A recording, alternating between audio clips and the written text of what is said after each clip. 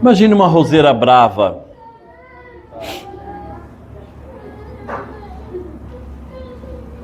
Daquelas que dá lá no meio do mato. Que não tem valor nenhum, porque ela não foi plantada por homem nenhum.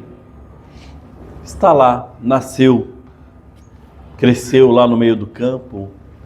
E essa roseira brava, ela é cheia de espinhos secos. Suas flores são miúdas, não tem perfume algum. E dura muito pouco tempo. Hoje tem flores sem cheiro e miúdas. Amanhã já murcham e caem no esquecimento.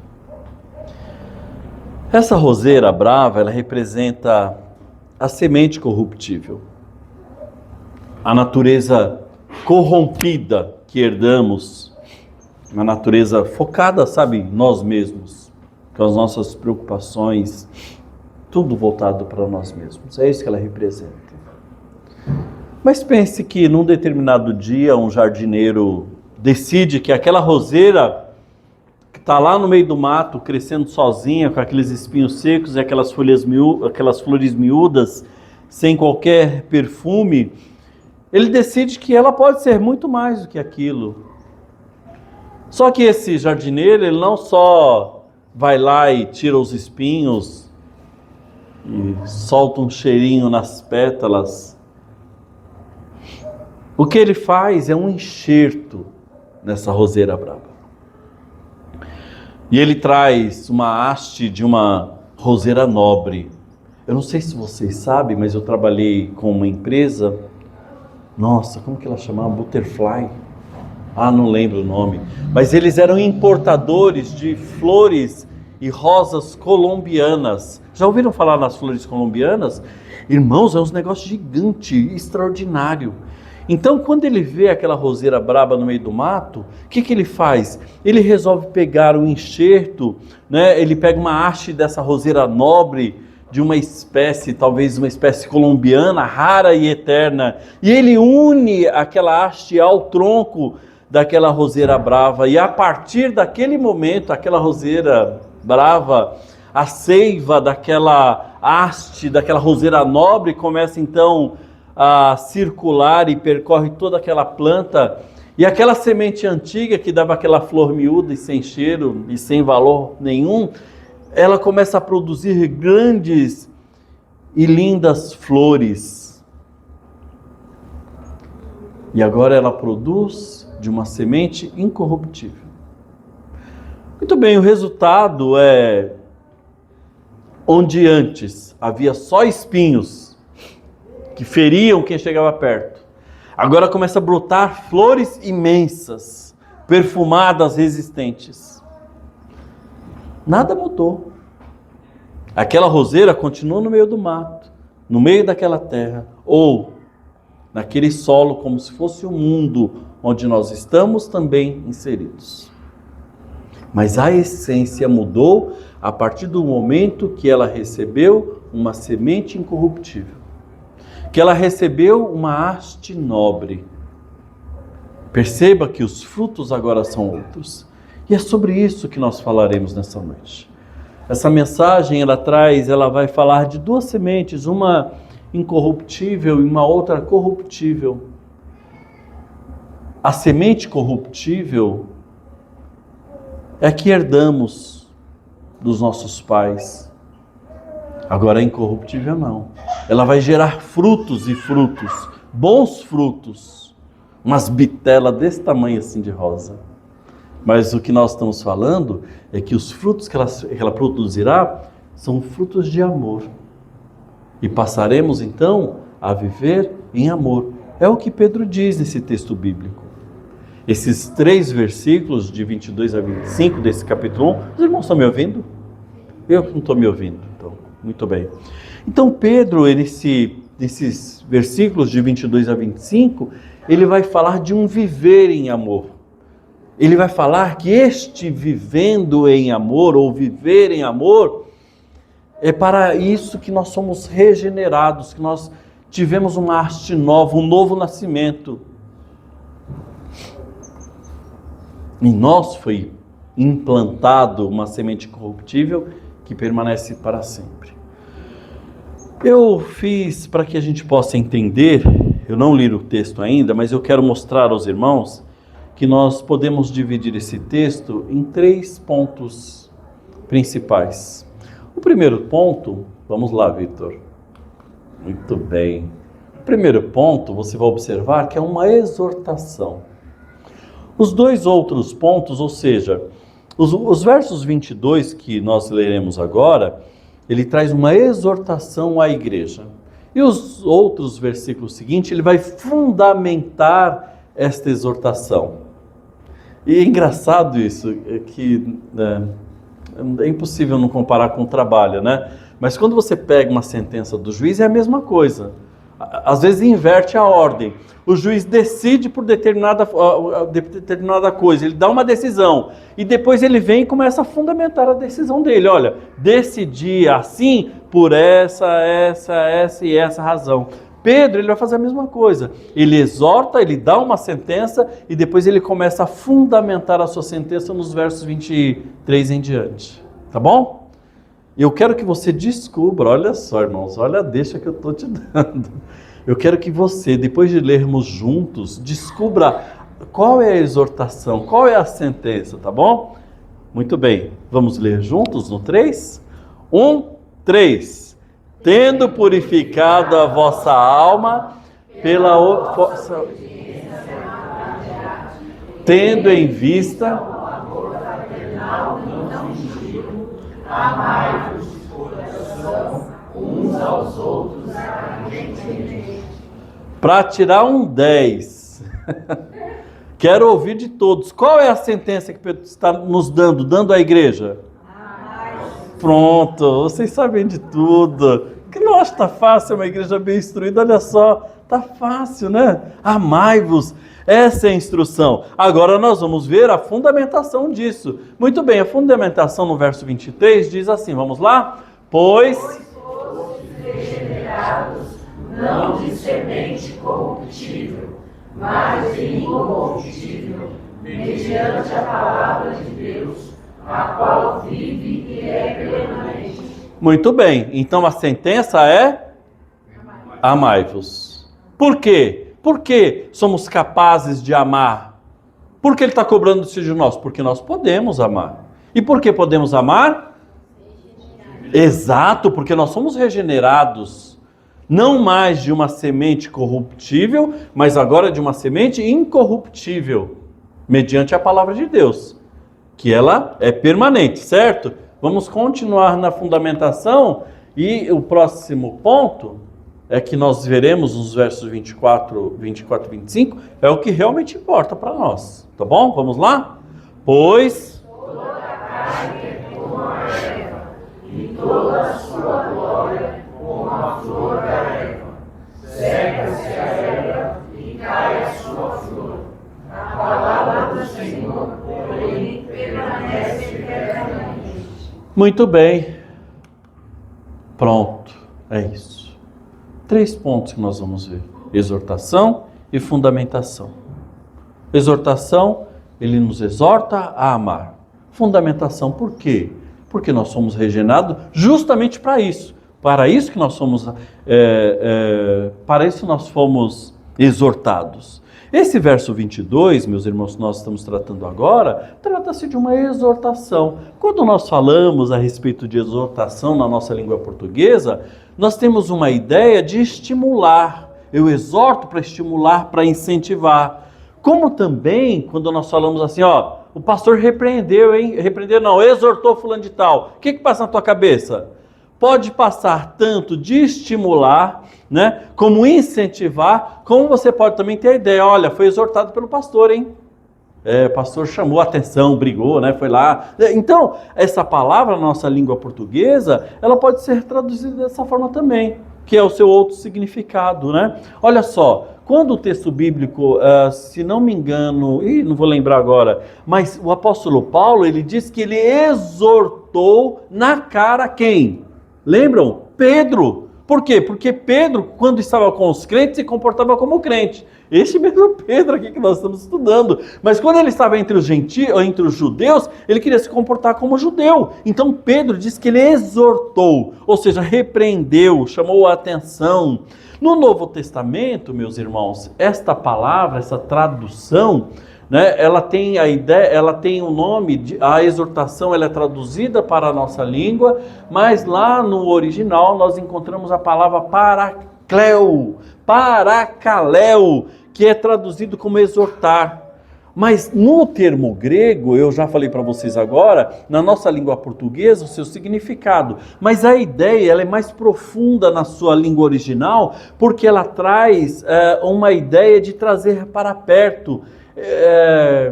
Ela traz a ideia de você chamar a pessoa de canto para consolar, edificar e fortalecer. Então, no trecho desse texto, né, dessa perícope da palavra de Deus, o que Pedro está fazendo é essa ideia do original, é de estimular os irmãos. Ele não está brigando com os irmãos. Não, mas ele está exortando, ele está estimulando os irmãos ao amor fraterno, ao amor que é devido entre eles. E é um amor que nós devemos ter uns para com os outros. É isso que ele está falando. Então ele está dizendo, olha, amai-vos uns aos outros. De que forma? E aí ele começa dizendo no texto, olha, tendo purificado a vossa alma. Não é o que está dizendo aí? Para o leitor original, quando ele vê esse texto, essa carta, ele começa a ler e Pedro começa a falar assim, olha, tendo purificado a vossa alma, para esses leitores, essa frase, ela leva aos costumes realmente judaicos, aos costumes das práticas dos judeus. E que costume era esse? Era o costume de se banhar, de se purificar com banhos. Então essa questão, quando aqueles irmãos liam a esse respeito, o que vinha em suas mentes era o lavar das mãos, ou banhar-se com águas, né? Como faziam muitas vezes. E aí eu me lembro de Jesus Cristo, os discípulos de Jesus que tinham que lavar as mãos antes de comer, e nem era uma questão de higiene, mas era uma questão de religiosidade.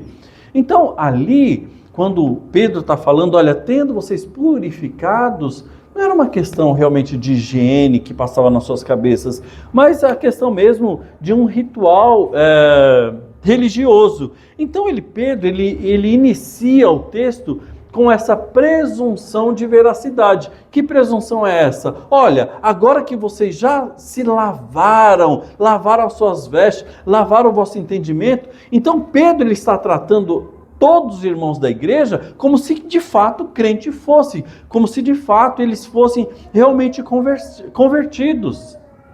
Muito bem, presumo então que aqueles irmãos ou aquelas pessoas já haviam passado pelo processo de purificação.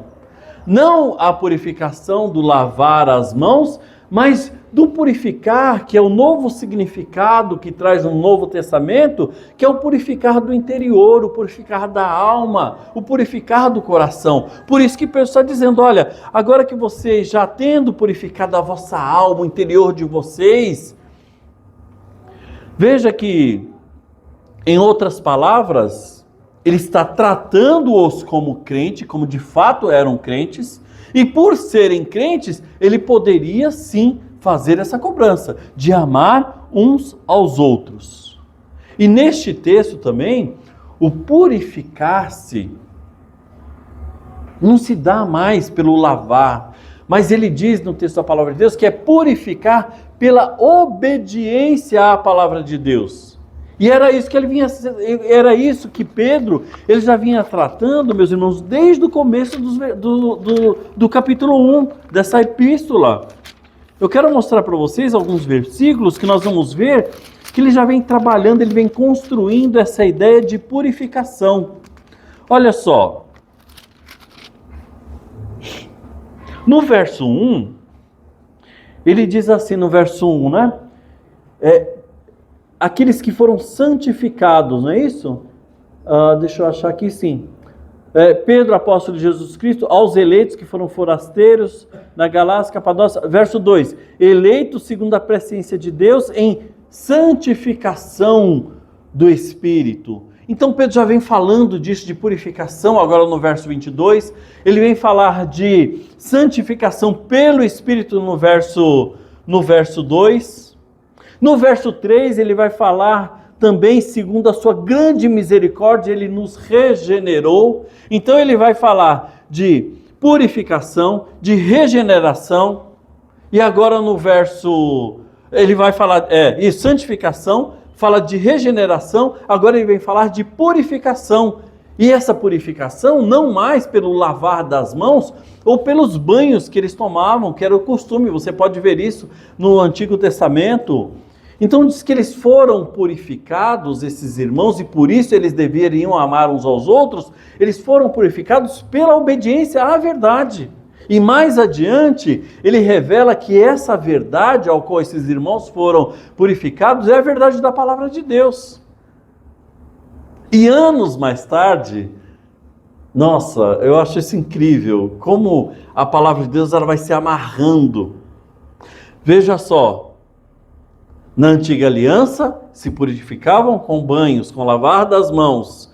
Na nova aliança, aqui nesse texto ele está falando que se purificaram pela obediência à palavra. E a purificação não era mais externa das mãos, mas uma purificação da alma. E essa purificação ela se deu por intermédio da palavra. Anos mais tarde, o velho João, no capítulo 1 do Evangelho de João, ele vai revelando que esta palavra, que era o verbo, essa palavra era quem? Jesus. Então você vai amarrando os textos bíblicos e você vai concluindo que essa palavra pelo qual os irmãos se purificaram e por isso deveriam amar uns aos outros, essa palavra ela se fez carne e habitou entre nós. Ou seja, estes eleitos por Deus, que está lá no versículo 1 desse capítulo 1, esses eleitos por Deus, chamados por Pedro, e nós vimos semana passada que eram eleitos e forasteiros, assim como nós, eleitos e forasteiros. Porque somos forasteiros? Estamos expulsos da nossa terra? Não, porque este mundo não é nosso, isso não nos pertence, não temos nada a ver com isso aqui, estamos aqui só de passagem, por isso nós somos forasteiros, nós pertencemos ao reino dos céus. Que estes irmãos então, concluindo, eles foram purificados pela palavra, ou seja, foram purificados em Jesus e por Jesus. A revelação é forte, irmãos. Mas isso, Cristo ele está em tudo. Quando nós falamos que Cristo é tudo em todos, é isso. É você ser purificado pela palavra. E quem é a palavra? A palavra é Jesus Cristo. Veja como Cristo ele está envolvido em todo o processo de salvação, como Cristo está envolvido em todo o processo de santificação. E ele segue dizendo que tendo em vista, olha só, essa purificação por meio da palavra que é Jesus Cristo, essa purificação, ela tem em vista algo, pelo menos esse texto, são várias razões. Mas neste aqui, Pedro ele está dizendo que tendo em vista, ou seja, visando essa purificação, foi em vista o amor fraternal, o amor fraterno, o amor entre irmãos. É por isso que nós somos purificados pela palavra, é por isso que nós somos purificados por Jesus Cristo, tendo em vista o amor que nós devemos ter uns para com os outros. Nesse sentido, a purificação da alma, ou seja, a purificação do nosso interior, pela obediência à palavra de Deus, ela teve uma finalidade. A purificação, ela tem um propósito. Nós somos purificados para quê? Para amar uns aos outros. O amor fraternal. E aí Pedro, ele ainda destaca, olha, não é um amor fingido. Não. É um amor de coração. E não só isso, não é um amor fingido que devemos, de débito mesmo, uns para com os outros. Não é fingido, ele é de coração e ele deve ser, o que está dizendo aí na sua Bíblia? Intenso. Tem que ser um amor intenso. o fruto, o resultado visível de um coração purificado pela obediência à palavra de Deus é o amor fraterno. O amor de irmãos. Um amor não fingido, mas sincero. Um amor originário de um coração purificado. E é por essa razão que o amor ele tem que ser de todo o coração. E como nós já falamos, ele tem que ser intenso. Essa verdade que é a palavra de Deus, ou melhor, essa verdade que nos purifica, que é Jesus Cristo, sim, ela nos regenerou, ela nos purificou. E a partir do momento que essa verdade, ela nos purifica, ela nos regenera, nós passamos então a produzir frutos de amor. E não mais frutos egoístas, mas frutos altruístas. Se antes que eu era uma roseira braba, lá no sertão do Ceará, que eu ia pegar água na cacimba e me furava nela, produzia aquela flor ruim, pequena, agora não. Fomos enxertados. Agora nós produzimos outro fruto. Se antes a minha vida era voltada só em mim mesmo, nos meus interesses, nos meus problemas, agora não. Agora a nossa vida como cristãos, que fomos justificados, que fomos regenerados, que fomos purificados por essa palavra, agora a nossa vida é altruísta. Vai gerar isso em nós. É natural, uma vida altruísta.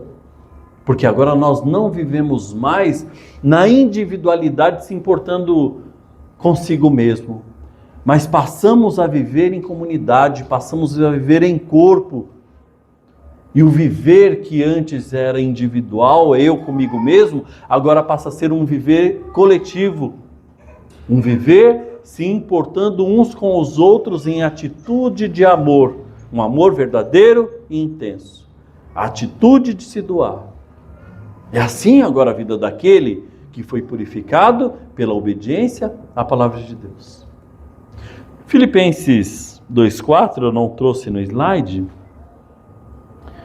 mas Paulo escrevendo aos Filipenses, capítulo 2, verso 4, diz que não tendo em vista seus próprios interesses, falando da igreja, olha só, agora a nossa vida, ela não visa os nossos próprios interesses, mas também os dos outros. É se importar, é um crente se importando com outro crente. É um crente zelando pelo outro crente. Características, irmãos. E essa característica, esse novo modo de vida, é algo inerente, é algo, escute bem, natural do crente, do eleito, escolhido, do forasteiro. Olha só, o próprio Senhor Jesus Cristo, ele afirmou isso. Ele disse que isso era uma forma de identificar aquele que foi justificado, aquele que foi, melhor dizendo, aquele que foi escolhido, que foi eleito, que foi justificado e que foi purificado pela verdade. Convido você a abrir a sua Bíblia no Evangelho de João, capítulo 13, verso 34 e 35.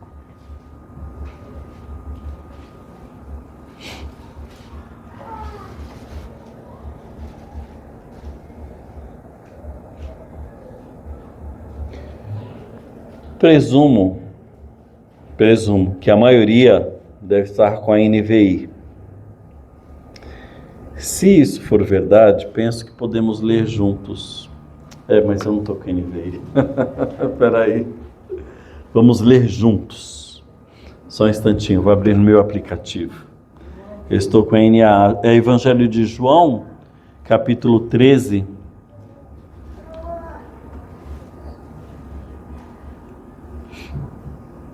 Estou chegando lá. Isso, 34 e 35. Pronto. 13. Isso. Diz assim o Senhor Jesus. No 3. 1, 2, 3. Novo mandamento vos dou. Qual?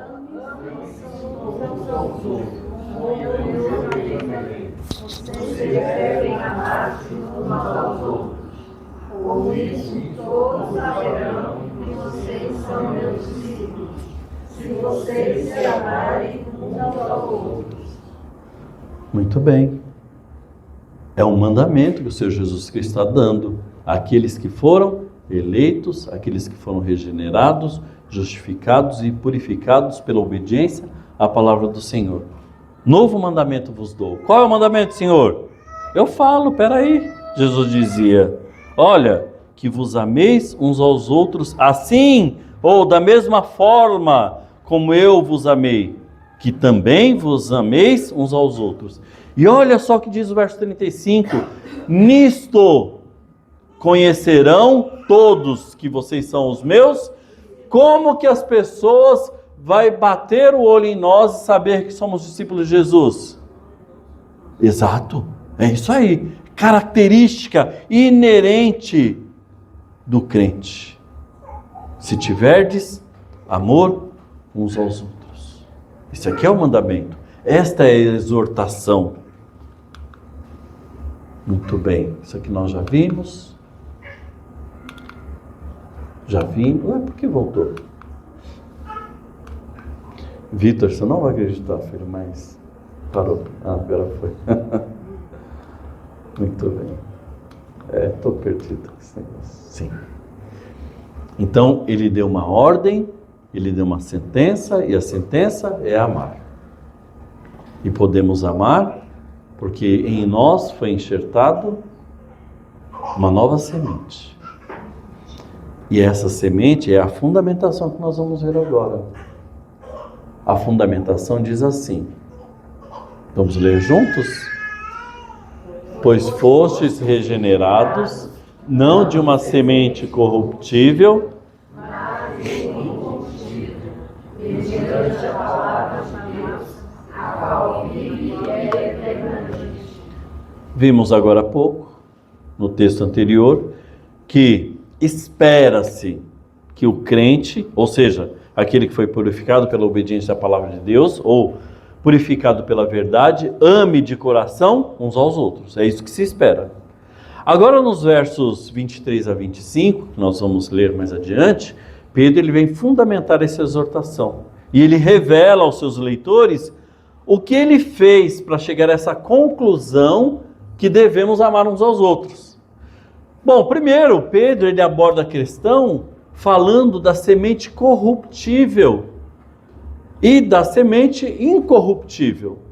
Temos duas sementes aqui que são tratadas nesse texto bíblico.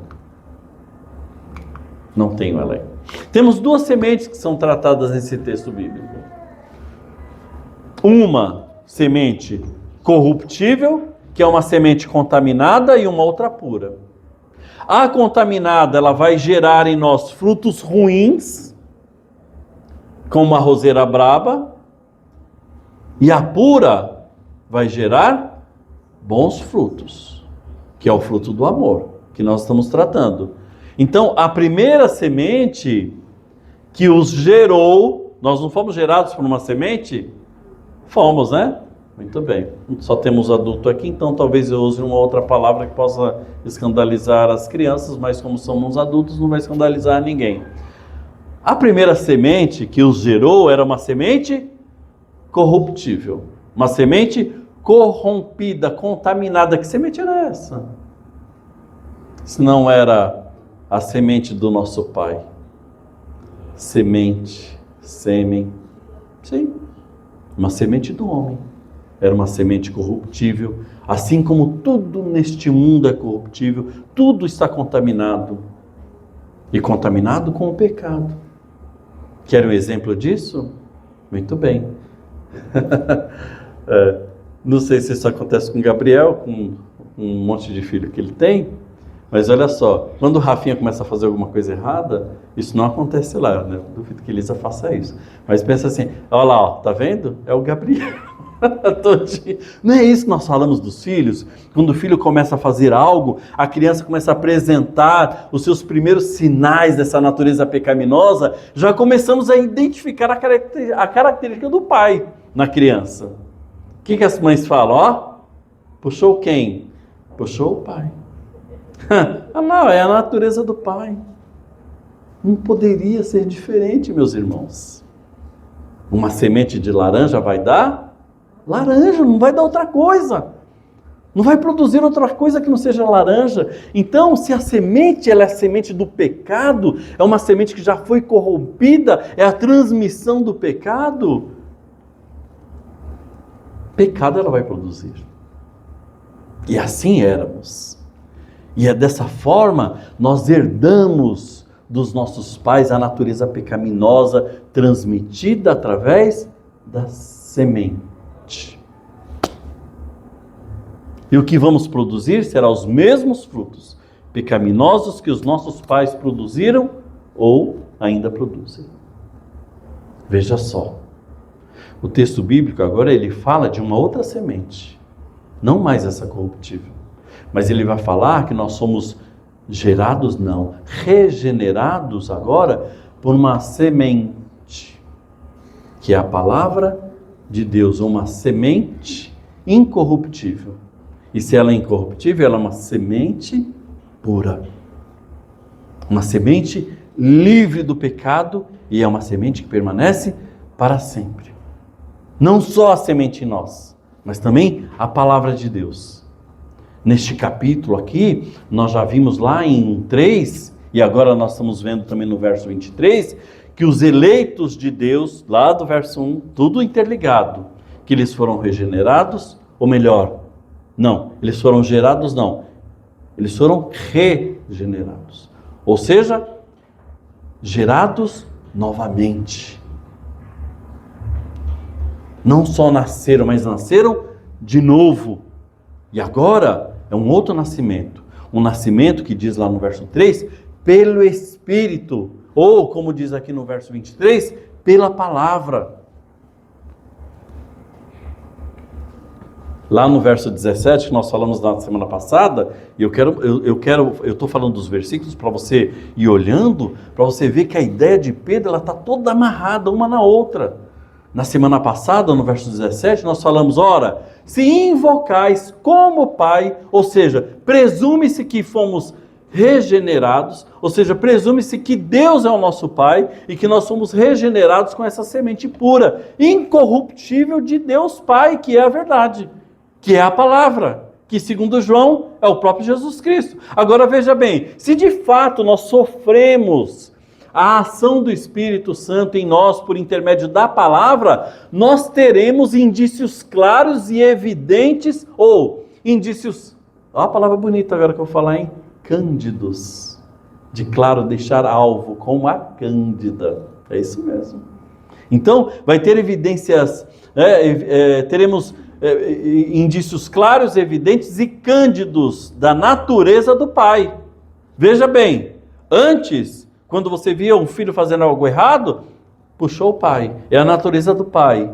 Agora que nós somos regenerados pela palavra, ou por Cristo Jesus, pelo Pai, agora o qual nós chamamos de Deus, de Pai, vão olhar para você, vão olhar para mim, vão olhar para nós e vão falar assim, nossa, como lembra o Pai.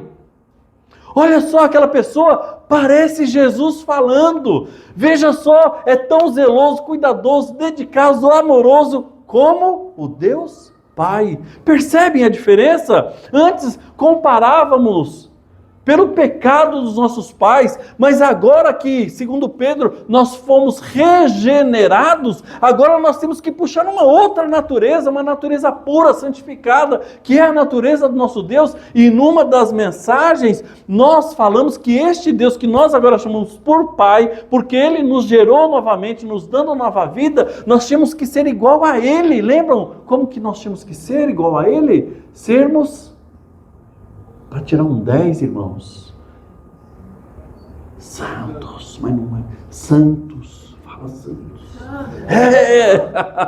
É isso, não foi que ele exigiu de nós ser de santos porque eu sou santo, mas é claro que eu tenho que ser santo porque o meu pai é santo, ele me gerou e eu vou ser igual a ele como eu era igual ao meu pai pecador e miserável antes, mas hoje nós somos novas criaturas.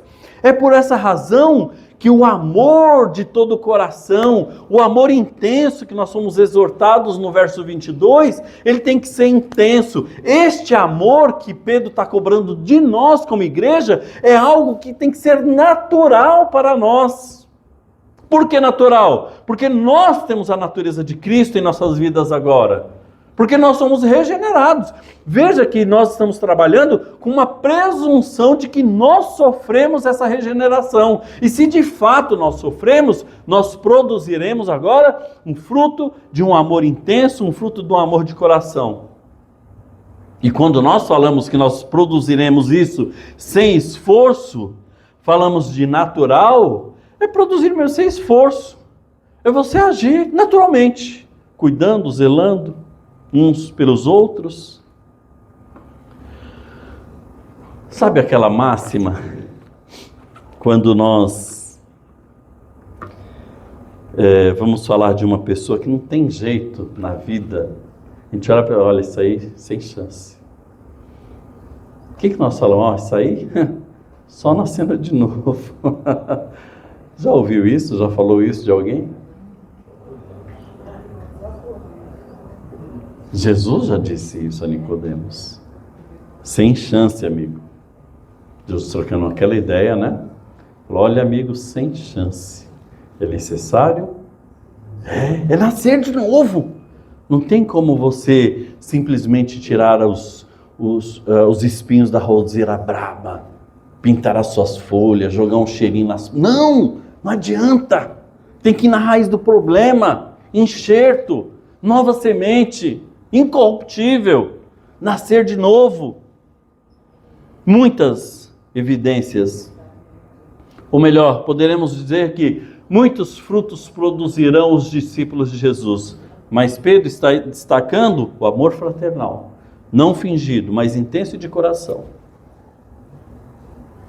É deixar o mundinho encantado que criamos,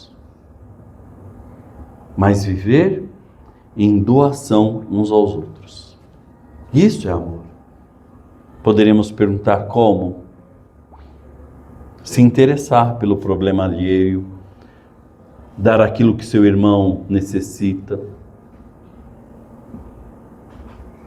Lá no verso 2, diz que foi para a obediência que nós fomos chamados. No verso 14, diz que foi para isso que nós fomos exortados. Para abandonar as paixões que dominavam a nossa mente e o nosso coração. Dominávamos, eu estou falando propositadamente no passado. Por quê? Porque nós tínhamos isso anteriormente. Agora não. Foi para isso que nós fomos exortados a sermos santos, como falamos agora há pouco. Separados para toda boa obra. É isso que realmente importa na vida do cristão. Isso que nos importa. É isso que de fato nós devemos... Viu, Vitor? Passou. É isso que realmente importa. E Pedro, para finalizar, ele traz um texto que foi sabiamente escolhido pela equipe de louvor, lá de Isaías, quando ele diz que, pois toda a carne, veja só, o que realmente importa é o amor entre nós. Pronto, não vou ficar repetindo as mesmas palavras. Isso é que importa, mas veja só, toda a carne, e aí ele faz uma comparação. Toda a carne é como a erva. E toda a sua glória, que glória? A glória de quem? Não, a glória da carne. Olha lá, ó. Pois toda a carne, em algumas versões vai estar em toda, pois toda a humanidade. Em alguma versão está dizendo humanidade aí? Isso. Então veja assim, olha, vamos ler na versão de vocês. Pois toda a humanidade é como a erva, e toda a sua glória, que glória que ele está falando? Glória? Da humanidade. É da humanidade que ele está falando. Veja só o texto. A glória da humanidade, ela é como a flor da erva. A erva é a humanidade. E a glória da humanidade é a flor da erva. O que acontece quando a erva seca-se? Réu, pronto, mais difícil ainda. Vamos ficar nessa aqui mesmo, tá bom.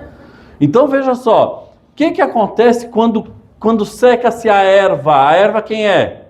É o homem. O que acontece com a erva? Ela seca-se. O que acontece quando ela seca? O que cai? A flor, que é a glória da humanidade. Ou seja, tudo vai para o buraco. Então ele está comparando a humanidade e a glória da humanidade como a erva e como a flor da erva. Ou seja, hoje está bonito e belo. Hoje você está prezando por aquilo que te dá importância, aquilo que você dá valor, você dá importância para a sua glória, para a sua conquista, para os seus bens. Aquilo que você dedica a sua vida, mas a palavra de Deus está dizendo que essa humanidade, daqui a pouco ela vai secar-se. Daqui a pouco quando?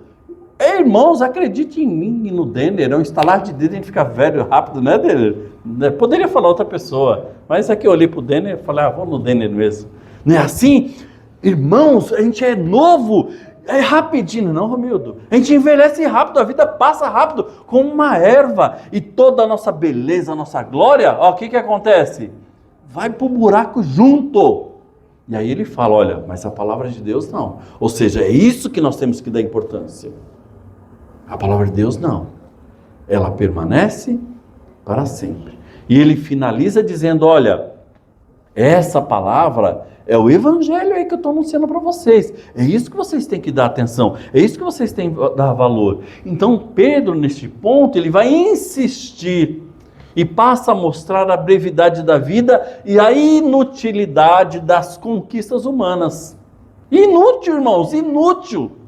Outro dia nós estávamos falando, lembram que não tem pessoa mais generosa do que o falecido, a pessoa falecida? Não tem gente mais lembram disso?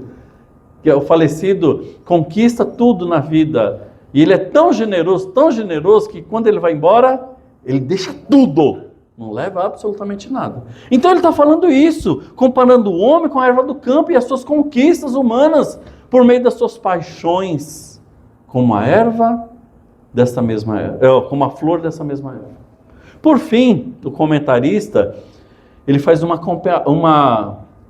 comparação. Pedro vai fazer uma comparação da semente eterna com a humanidade. Já falei disso, não vou repetir. E é por essa razão que nós, na nossa breve vida, devemos nos dedicar, não naquilo que é provisório, mas nos dedicar não no que é provisório, não no que é passageiro, mas naquilo que é permanente. Lembre-se de Salomão, um excelente exemplo, Salomão. Um homem rico que tudo o que desejou, conquistou. Tudo que os seus olhos e a sua mente imaginavam, ele poderia não, ele comprava. Tudo era dele. Chegou um determinado momento da sua vida, já velho, e ele passa então a escrever provérbios, dizendo da inutilidade das suas conquistas. Salomão começa a falar da sua frustração pelo tempo perdido. Um tempo que ele poderia dedicar ao Senhor, mas ele se perdeu nos seus próprios prazeres. As conquistas humanas são a sua glória, seu orgulho, sua coroa de conquista. Mas diante da eternidade da palavra de Deus, nada mais é que uma frágil flor do campo. Hoje está linda, gloriosa, resplandecente. Amanhã começa a perder sua beleza e logo cai. E se esquece que um dia ela existiu. Por essa razão, o nosso foco de vida tem que ser no que a palavra de Deus nos exorta, naquilo que ela nos ensina, naquilo que ela deseja para nós. Então Pedro, finalizando, ele está dizendo exatamente isso. Ele está nos exortando a amar fraternalmente uns aos outros. É possível isso? Depende. Depende. Quem tem que responder isso é cada um de nós. Já fomos justificados, regenerados, purificados pela palavra? Se sim, a resposta também é sim. Porque vai ser fácil amar o outro, porque vai ser algo natural de você, da sua nova natureza. Agora, se você encontra dificuldade com isso, talvez ainda você não passou por essa purificação. E aí não tem como exigir que uma laranja dê outra fruta que não seja laranja. Quando Pedro ele nos exorta a isso, o que ele realmente deseja de nós é que possamos verdadeiramente, irmãos, produzir frutos, não da semente corruptível anterior, mas de uma semente incorruptível, ao qual nós fomos regenerados. E nós, como praticantes da palavra de Deus, leitores, estudiosos, nós precisamos crer que a palavra de Deus ela é poderosa para nos purificar, para que possamos produzir que possa ser produzido através de nós frutos de amor, atitudes de amor para com o próximo. E por essas e outras, nós devemos sempre crer e louvar ao nosso Deus. Louvar por essa imensa graça que Ele nos deu, desse novo nascimento. Por Ele ter escolhido a mim, a você, por ter escolhido a cada um de nós. Se não fosse pela escolha do Senhor e pela ação dele sobrenatural nas nossas vidas, continuaríamos a produzir frutos egoístas, de perdição, de maldade. Então nós temos que louvar a Deus por essa razão. Não só louvar a Deus, mas como nós vimos nessa noite, essa purificação ela ocorre pela obediência. Então nós devemos obedecer ao Senhor, obedecer ao que a sua palavra nos ensinou nessa noite, que é andar em amor, nos importando com o reino dos céus e a sua justiça. E a nossa oração tradicional é que, nesta noite, o Espírito Santo de Deus, ele continue a operar milagrosamente em nossas vidas. Porque somente por meio desse agir milagroso do Espírito Santo em nossa vida, ele vai promover em nós um novo nascimento, uma regeneração. Mas para isso, é necessário que você creia. Vamos orar. Muito obrigado, Senhor, porque o Senhor nos exorta pela Tua palavra, mas o Senhor é tão bondoso, maravilhoso, que o Senhor nos cobra e ao mesmo tempo o Senhor nos transforma os nossos corações. Ao mesmo tempo, ó Deus Santo, que o Senhor cobra atitudes que lhe glorifiquem, o Senhor trabalha e produz em nossos corações um novo nascimento, ó Deus. Senhor, que nessa noite possamos avaliar os frutos que temos produzido. Quais são os frutos? Será, ó Deus, que ainda produzimos como a roseira braba no meio do mato, em que machucamos as pessoas com os nossos espinhos, que não acrescentamos nada, porque não exalamos o bom perfume de Cristo? Senhor, se ainda é esta a nossa condição, Que o Senhor possa promover milagrosamente nessa noite a regeneração, o novo nascimento. Enxerta em nós a semente da Tua palavra que produz bom fruto, o fruto do amor. Algo natural tem que ser de nossas vidas. As pessoas precisam olhar para nós e falar: nossa, parece Jesus. Opera, Senhor, esse milagre em nós. Nos conduz neste momento, ó Deus, a um arrependimento, a confissão mesmo da nossa miserabilidade, confissão, ó Deus, de como temos sido muitas vezes, Senhor Deus, inúteis, que magoam uns aos outros, que entristece uns aos outros, entristece ao Teu Espírito. Senhor, que haja em nós o mesmo sentimento que também houve em Cristo Jesus. Um amor puro e sacrificial uns pelos outros. É no nome de Cristo que nós oramos. Amém. Precisamos dar uma resposta para Deus. Ele está neste momento, depois de proclamar a Tua palavra, o Senhor Deus está ansioso, esperando por uma resposta sua, uma resposta minha. Vamos nos colocar de pé e vamos dar a resposta devida ao nosso Deus.